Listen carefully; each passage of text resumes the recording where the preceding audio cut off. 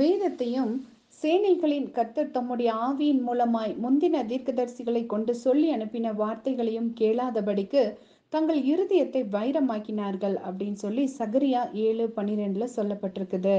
ஆமாங்க. நம்ம கர்த்தருடைய வார்த்தைக்கு கீழ்ப்படியாம இருக்கும்போது நமக்கு என்னென்னலாம் சம்பவிக்கும் அப்படிங்கிற காரியத்தை இஸ்ரவேல் இஸ்ரவேல் ஜனங்களோட வாழ்க்கையில நடந்த சம்பவங்கள் மூலமா நம்ம கற்றுக்கொள்ள முடியும். இஸ்ரவேல் ஜனங்கள் இப்படி வாழ்ந்ததுனால, ஆண்டவருடைய வார்த்தையை ஏற்றுக்கொள்ளாம இருந்ததுனால, முதலாவது அவங்க தேவனுடைய சகாயத்தை இழந்து போறாங்க.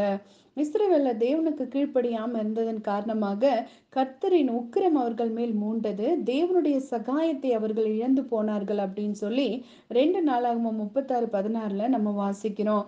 கர்த்தர் இரக்கமுள்ளவராகியால் தமது ஸ்தானாதிபதிகளை கொண்டும் தீர்க்கதரிசிகளை கொண்டும் அடிக்கடி எச்சரித்து வந்தார். அப்படி இருந்த போதும் அவர்கள் தங்கள் இருதயத்தை வைரத்தை போல அதிக கடினம் உள்ளதாக்கினார்கள். அப்போ அப்படி வேதம் சொல்லுது. அடிக்கடி கடிந்து கொள்ளப்பட்டும் தன் பிடரியை கடினப்படுத்துகிறவன் சகாயமின்றி சடுதியில் நாசம் அடைவான்னு சொல்லி நீதிமொழிகள்ல சொல்லப்பட்டிருக்குது.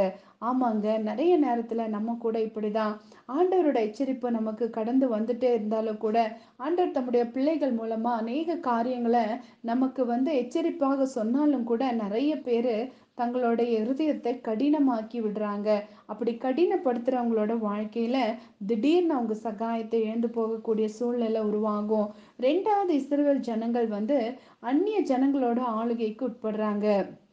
இஸ்ரவேல் ஜனங்கள் மேல கர்த்தர் ரொம்ப வருஷமா பொறுமையா இருந்தார். தம்முடைய தீர்க்கதரிசிகளை கொண்டு திட சாட்சியாய் கடிந்து கொண்ட போதும் இஸ்ரவேல் ஜனங்கள் தங்கள் கழுத்தை கடினப்படுத்தி கொண்டே இருந்ததுனால அந்நிய ஜனங்கள் கையில ஒப்பு கொடுக்கப்படுறாங்க. இன்னைக்கு நம்ம கூட தேவனுடைய எச்சரிப்பை மீறி அநேக அந்நிய காரியங்களுக்கு நம்ம இடம் கொடுக்கிறோம் அப்படின்னா, எதுக்கு நம்ம இடம் கொடுக்கிறோமோ அதுவே நம்மளை ஆளுகை செய்யும். அப்போ அந்நிய காரியங்கள் நம்மளை ஆளுகை செய்யறதுக்கு நம்ம இடம் கொடுக்க கூடாது. மூன்றாவதாக, காட்டு மிருகங்கள் பட்சிக்கும் அப்படின்னு சொல்லி வேதம் சொல்லுது. இஸ்ரவேல் ஜனங்கள் தங்களோட முகங்களை கண்மலையை காட்டிலும் கெட்டியாக்கி திரும்ப மாட்டோம் அப்படின்னு சொல்றாங்களாமா. ஆகையால் காட்டிலிருந்து வரும் சிங்கம் அவர்களை கொல்லும், வனாந்தரத்தில் உள்ள ஓநாய்கள் அவர்களை பீரும், சிவிங்கி அவர்கள் பட்டணங்கள் மேல் நோக்கமா இருக்கும் அப்படின்னு சொல்லி எரேமியா 5:6 நம்ம வாசிக்கிறோம். மனுஷங்க தேவனுடைய எச்சரிப்பை கேட்காம தீமை செய்யறதுலயே மகிழ்ந்து வாழ்ந்துட்டு இருந்தாங்கன்னா அவங்க ரொம்ப ஆபத்தான சூழ்நிலையில வாழ்ந்துட்டு இருக்காங்க அப்படிங்கிறது தான் பொருள்.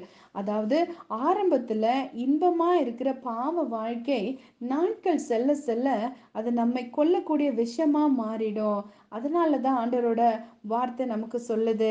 அப்போ மதுபானம் குடிக்கிறவர்களை பத்தி சொல்லும்போது, அது பளபளப்பாக பாத்திரத்துல தோன்றும் போது நீ அதை பாராதே, அது மெதுவா இருங்கும், முடிவிலே அது பாம்பை போல கடிக்கும், விரியனை போல தீண்டும் அப்படின்னு சொல்லி வேதம் சொல்லுது. அதனால நம்ம ரொம்ப ரொம்ப ஜாக்கிரதையா ஆண்டவருடைய எச்சரிப்பை ஏற்றுக்கொண்டு நம்மளோட வாழ்க்கையில நீதியின் ஆயுதமாக நம்மளுடைய அவயவங்களை தேவனுக்கு நம்ம ஒப்பு கொடுக்கணும். கர்த்தருடைய வார்த்தையை ஏற்றுக்கொள்கிறவர்களோட இருதயம் கல்லா இருந்தாலும் சதையானதா மாறிடும். ஏற்றுக்கொள்ளாதவர்களுடைய இருதயம் தான் கல்லாவே இருக்கும். நீங்க உங்களோட இருதயத்தை சதையான இருதயமா மாற்ற விரும்புறீங்களா? அப்படின்னா இப்பவே ஆண்டவரோட வார்த்தையை ஏற்றுக்கொண்டு அதற்கேற்றபடி நடக்க ஆரம்பிங்க. நம்ம ஆண்டவரோட வார்த்தையை கேட்டு கூட அசதியா இருந்தோம்னா நம்மளோட இருதயமும் வைரம் போல மாறிடும், கல்லா மாறிடும்.